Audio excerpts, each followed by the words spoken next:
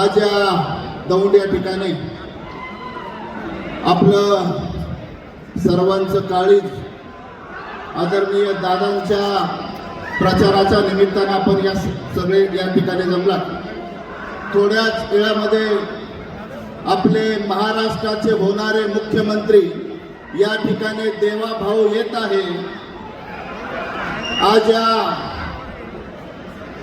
माझ्या सर्व बहुजन समाजाला या ठिकाणी आवाहन करणार आहे की भारतीय जनता पार्टी आणि देवाभाऊनी आपल्या 18 पगड जातींना खऱ्या अर्थानं जे माती खाली गाडण्याचं काम ज्यांनी केलं ते महाआघाडीच्या सरकारने केलं आणि आपल्याला जर 18 पगड जातींना जर खऱ्या अर्थानं वरती काढण्याचं काम केलं असेल तर देवाभावाने महायुतीचं सरकार खऱ्या अर्थानं त्यांनी केलेलं आहे।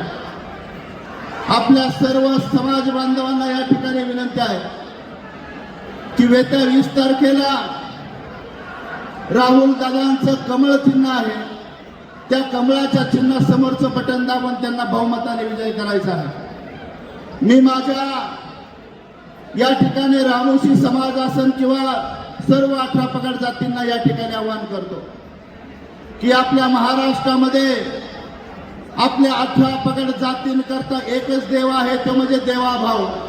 आणि त्या देवाभाऊच्या गळ्यातला कुणी ताईत असन तर आपलं राहुल दादा आहेत। येणाऱ्या काळामध्ये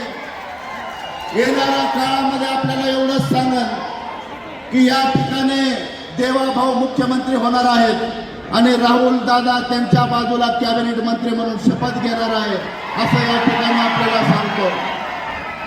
मी खास करून माझ्या समाज बांधवांना या ठिकाणी सांगत की आपल्या रामोशी समाज या ठिकाणी 12,000 ते 13,000 रामोशी समाज आहे। माझ्या समाज बांधवांना या ठिकाणी आवाहन करतो की आपल्याकरता आजपर्यंत कुणीही नव्हतं, आपल्या देवाभाऊने आपल्याकरता खूप काय केलेलं आहे। येणाऱ्या 20 तारखेला देवाभाऊला म्हणजे राहुल दादाला या ठिकाणी आपण विजय करायचा आहे। मी परत एकदा रामोशी समाजाला आवाहन करतो की या ठिकाणी आपल्याकडे धन दौलत काही नाही, पण रामोशी समाज शब्दाला जागणार आहे, शब्दाला वागणार आहे।